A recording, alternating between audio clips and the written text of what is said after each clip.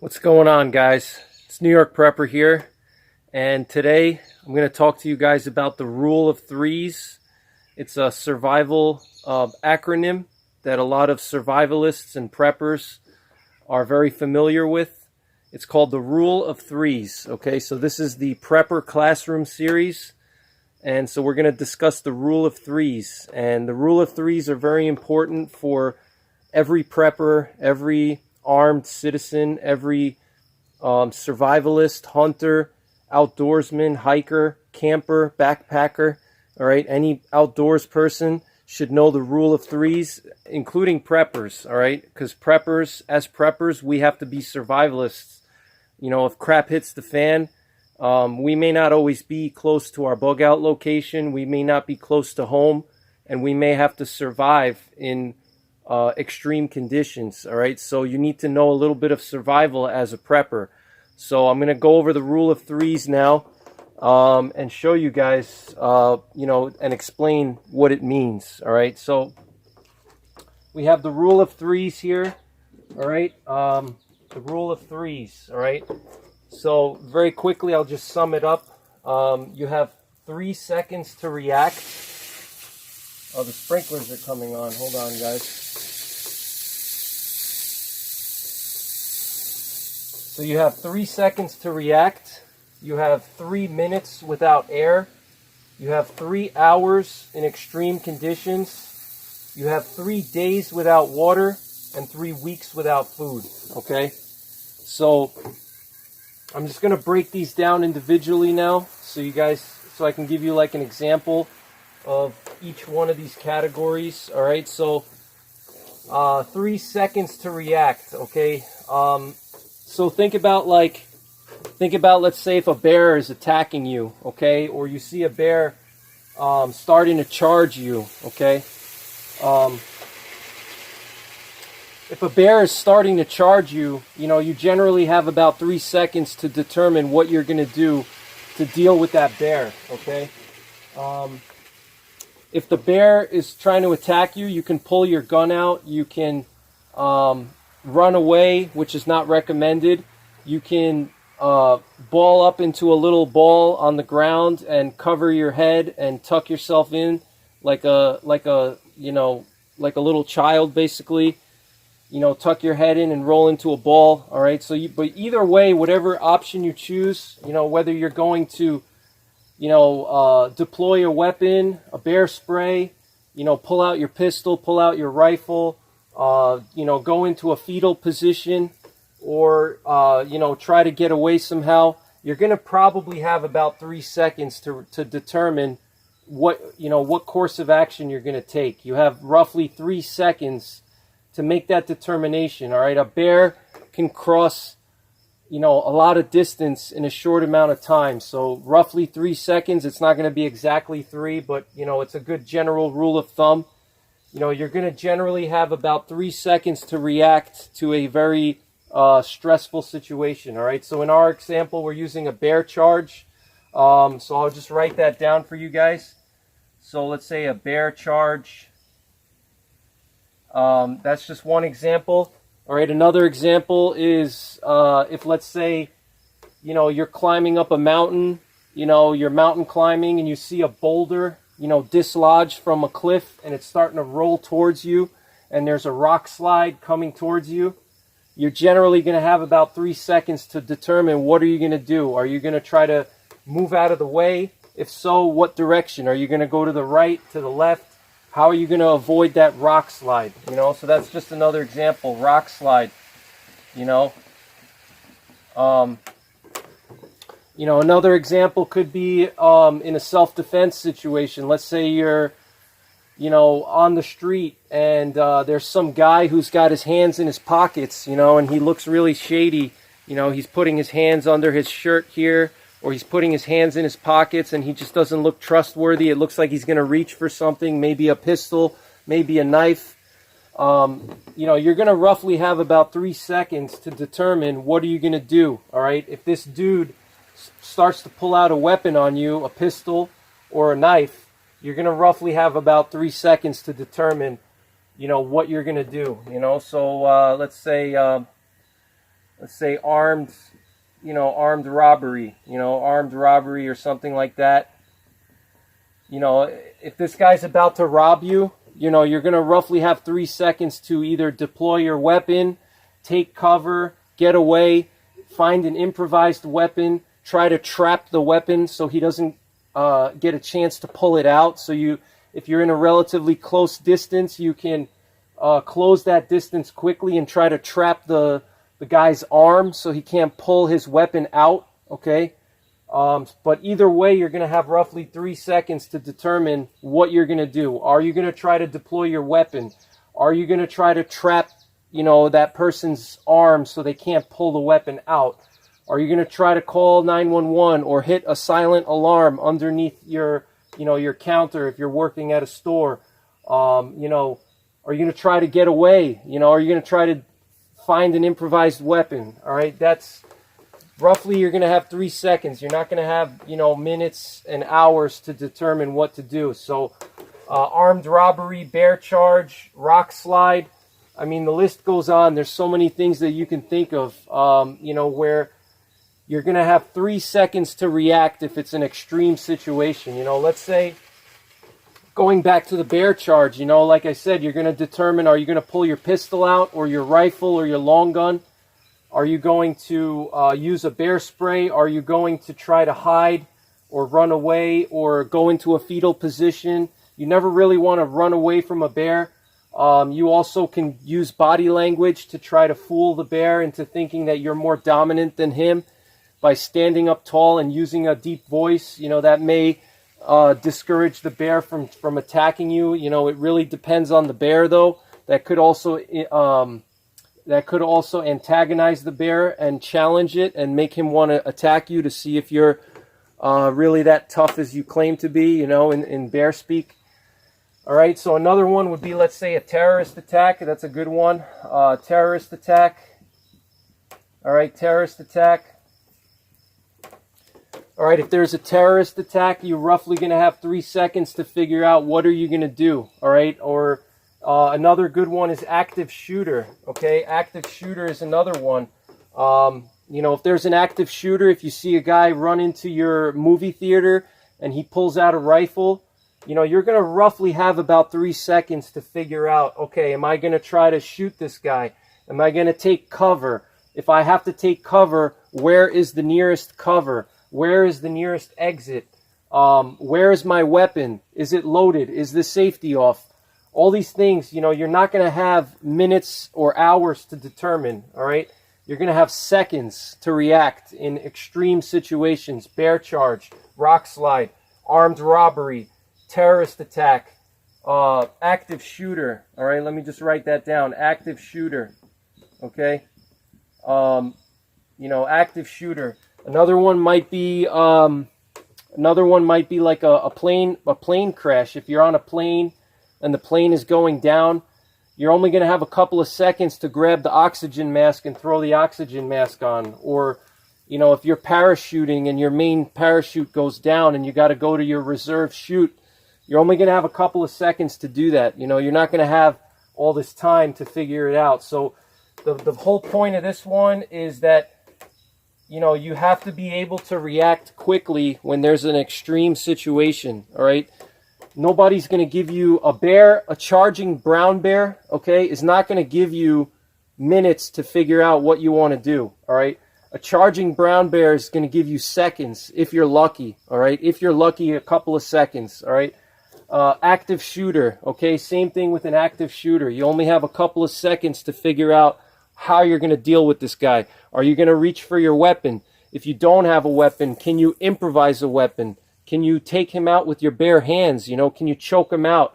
Can you break his neck? Can you improvise a weapon? If you have a pen or a pocket knife or your belt, how are you going to deal with this guy? All right, you're only going to have seconds to figure that out. You're not going to have a long time.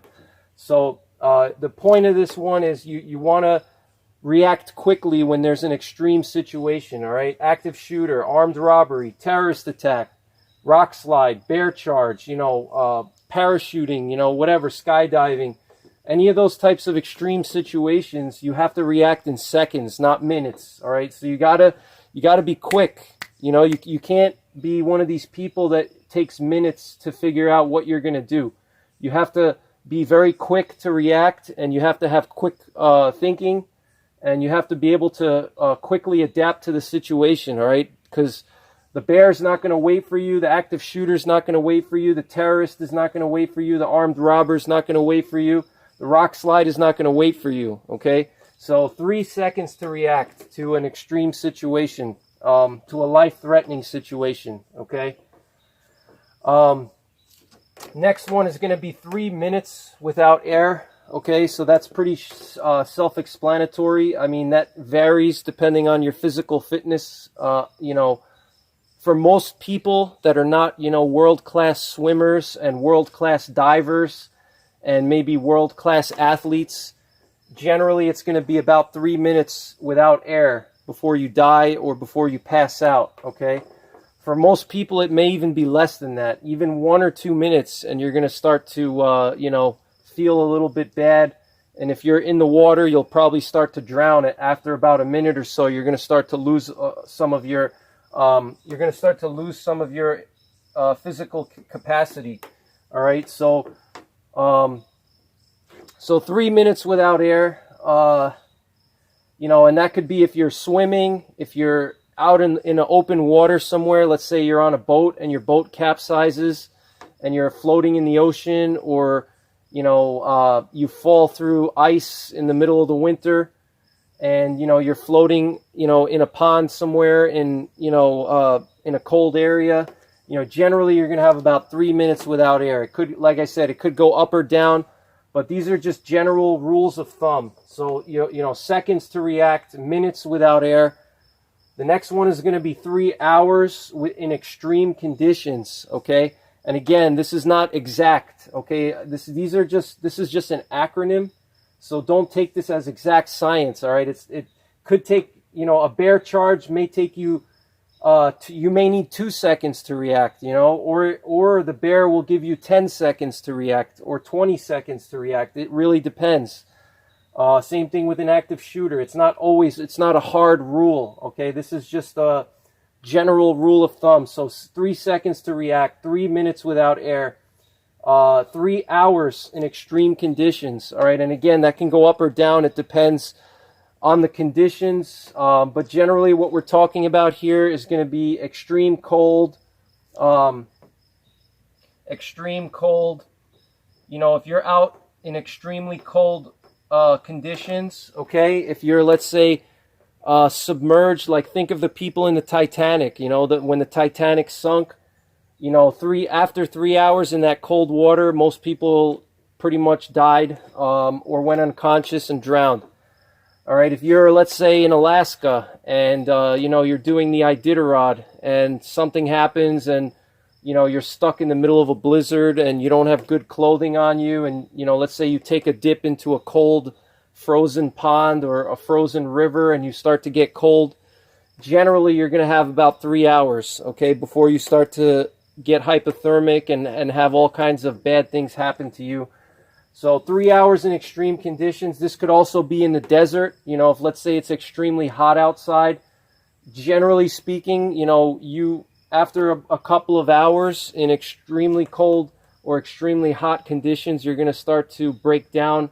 Your physical capacities are going to break down. You may go unconscious, you know. So extreme cold, extreme hot. All right, so 3 hours in extreme conditions. This could also be like a really bad windstorm, like a wind chill, if it's very windy in the wintertime. And, you know, you can also get exposure and hypothermia in a windstorm as well. 3 days without water, okay, that's another big one.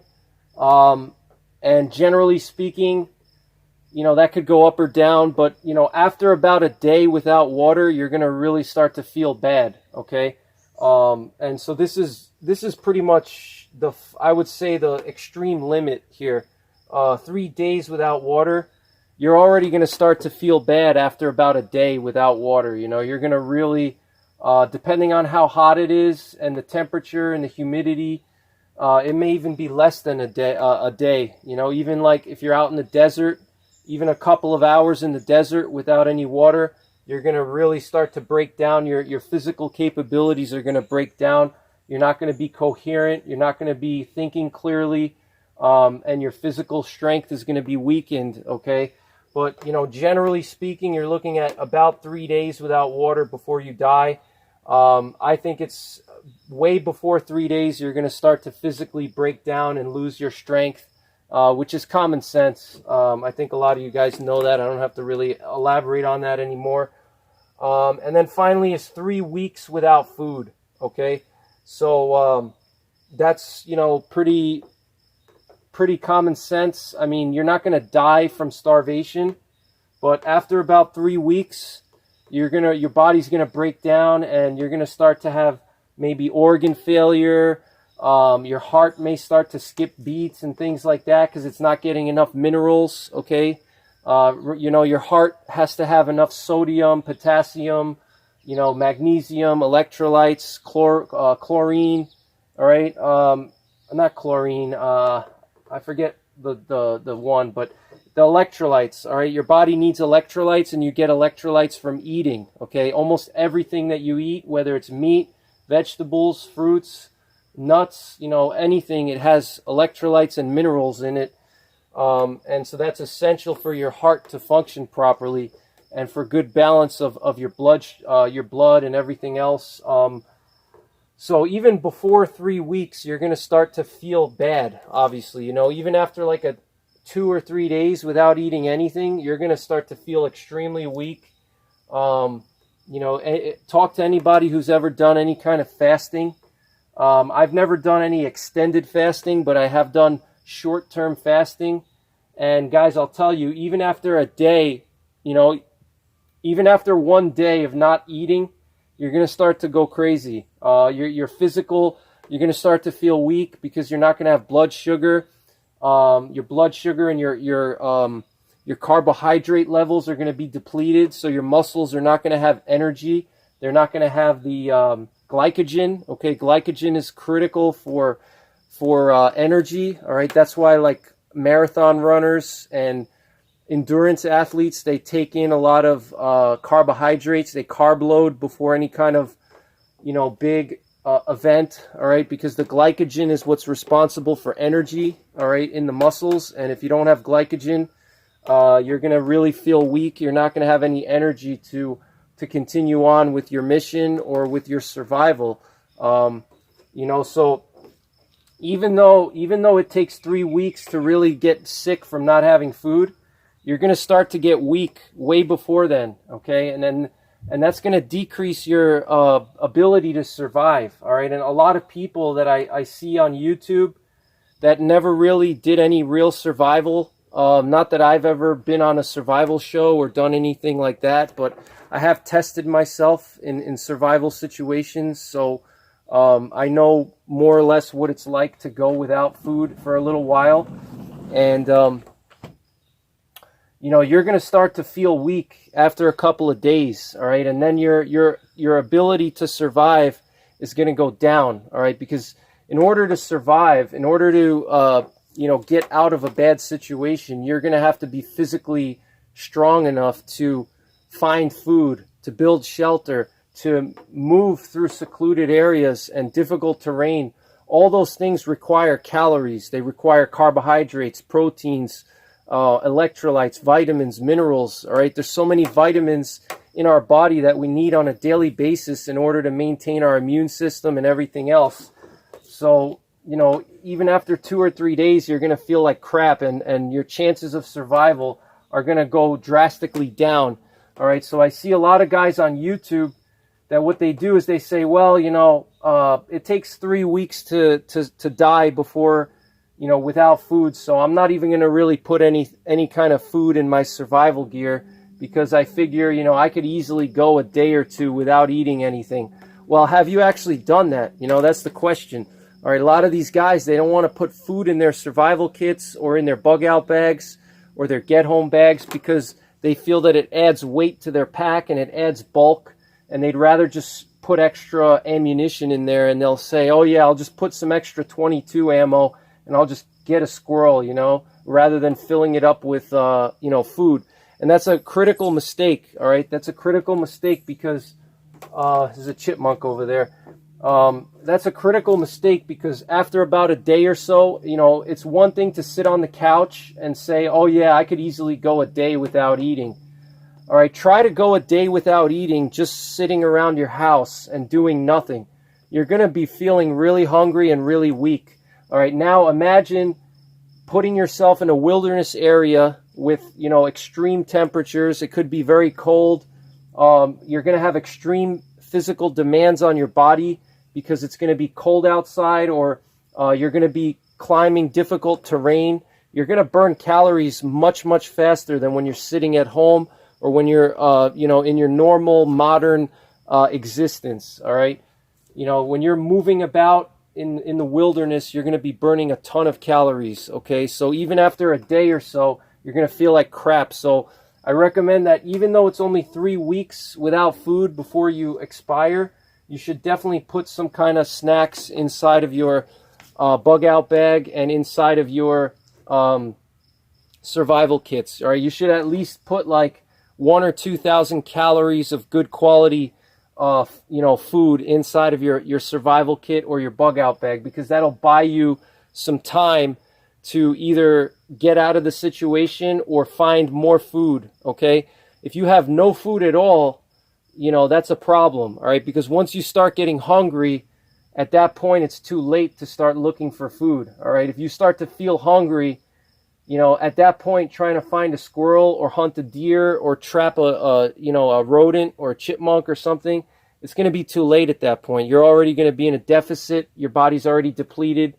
So, you know, just putting a little bit of calories in your gear can buy you some time to, you know, find a squirrel or find a deer, or to get out of the situation, or to gather acorns, or to find other wild edibles, you know, beech nuts, you know, whatever wild edibles are in your area. It'll buy you a little bit of time rather than going in there with nothing. Okay. And sometimes just even half a day or a day of time can mean the difference between life and death. Okay. So I urge you guys to throw a couple of power bars, a couple of protein bars in your kits. All right. So that's pretty much it. I hope you guys enjoyed the video. And so remember, 3 seconds to react to a life-threatening situation, 3 minutes without air, 3 hours in extreme conditions or extreme weather, 3 days without water, and 3 weeks without food. Okay. So, and also, don't forget the 3 P's. All right, the 3 P's: prepare, practice, and persevere. And I'll see you guys on the next one. God bless.